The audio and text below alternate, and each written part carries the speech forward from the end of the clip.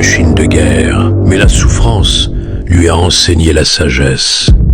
Il y a un homme, un guerrier, qui erre seul dans les forêts nordiques, un homme marqué par le sang, la douleur et les regrets. Cet homme, c'est Kratos. Mais avant d'être ce père silencieux qu'on connaît dans God of War 2018, Kratos avait une vie, un passé, un secret si lourd qu'il a tout quitté pour l'enterrer. Alors comment un guerrier aussi légendaire, aussi dévastateur, s'est-il retrouvé seul, au milieu des terres nordiques? C'est ce qu'on va découvrir aujourd'hui. Kratos portait sur sa peau quelque chose d'inhabituel, des cendres blanches, incrustées dans sa chair pour l'éternité. Ces cendres ne sont pas un hasard.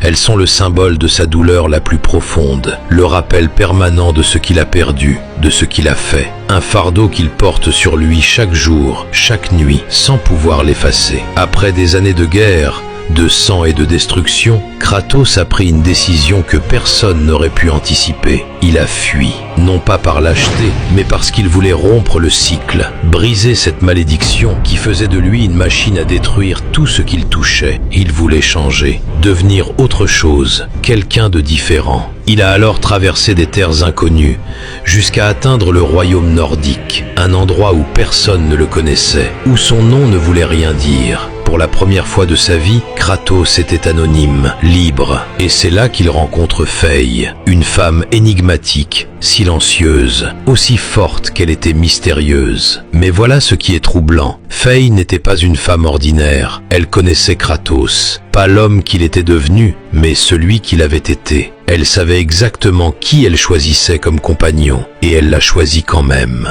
De cette union naît Atreus, un enfant fragile, souvent malade, mais d'une intelligence et d'une curiosité remarquables. Kratos regarde ce fils et voit immédiatement le danger, parce que Kratos sait ce qu'il est, il sait ce que son sang contient, et il a une peur profonde de transmettre sa violence, sa destruction à cet enfant innocent. Alors il choisit le silence, la distance. Il élève Atreus avec sévérité, sans tendresse apparente. Non pas parce qu'il ne l'aime pas, mais parce qu'il l'aime trop pour le laisser devenir ce qu'il a été. Kratos ne parle jamais de son passé à Atreus, jamais. Quand Atreus pose des questions sur les cendres blanches sur la peau de son père, Kratos détourne le regard. Comment expliquer à son fils d'où viennent ces cendres? Comment lui dire la vérité sans détruire l'image qu'il a de son père? Et puis Faye disparaît. Sa dernière volonté est simple, mais immense, que Kratos et Atreus dispersent ces cendres